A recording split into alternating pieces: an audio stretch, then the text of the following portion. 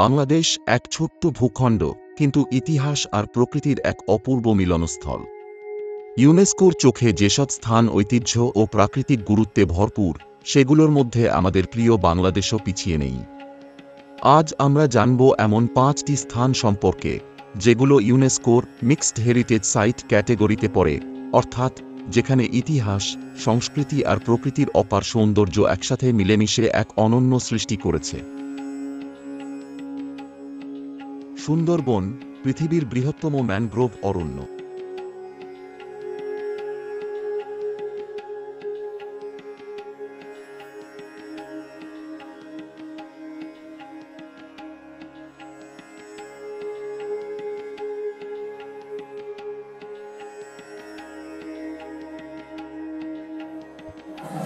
সুন্দরবন, যেখানে রয়্যাল বেঙ্গল টাইগারের গর্জন আর নদীর ঢেউ মিলেমিশে তৈরি করে এক রোমাঞ্চকর পরিবেশ।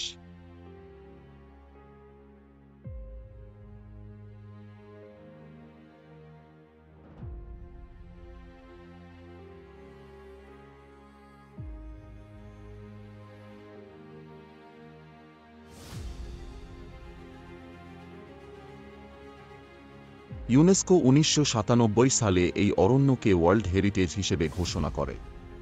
এই অরণ্য শুধু একটা প্রাকৃতিক সম্পদ না, এটা আমাদের প্রাণ, আমাদের অস্তিত্বের অংশ।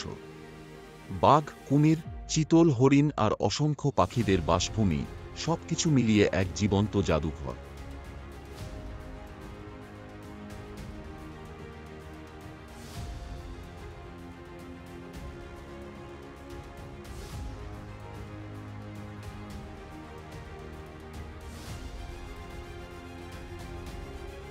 মহাস্থানগড়, বাংলার প্রাচীনতম শহর। বগুড়ার মহাস্থানগড় বাংলার ইতিহাসের এক চিরন্তন সাক্ষ্য। প্রায় 2500 বছরের পুরনো এই শহরটি ছিল মৌর্য, গুপ্ত ও পাল সাম্রাজ্যের কেন্দ্রবিন্দু।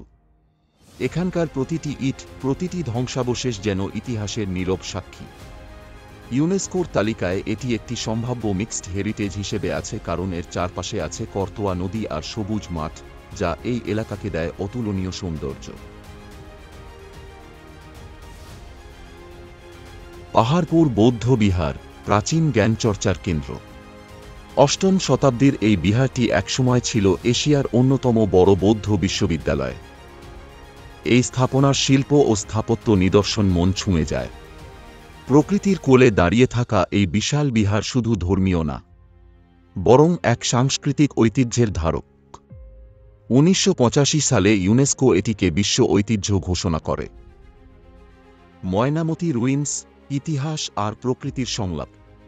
কুমিল্লার ময়নামতির পাহাড়ি অঞ্চল জুড়ে ছড়িয়ে আছে প্রাচীন বৌদ্ধ সভ্যতার নিদর্শন। পাহাড়, গাছপালা আর শতাব্দী পুরনো ইটের গাঁথুনি এখানে এক অপূর্ব দৃশ্য তৈরি করেছে। এখানেও মিক্সড হেরিটেজের সম্ভাবনা রয়েছে, কারণ এটি ঐতিহাসিকভাবে যেমন সমৃদ্ধ, তেমনি প্রাকৃতিক পরিবেশও মুগ্ধকর।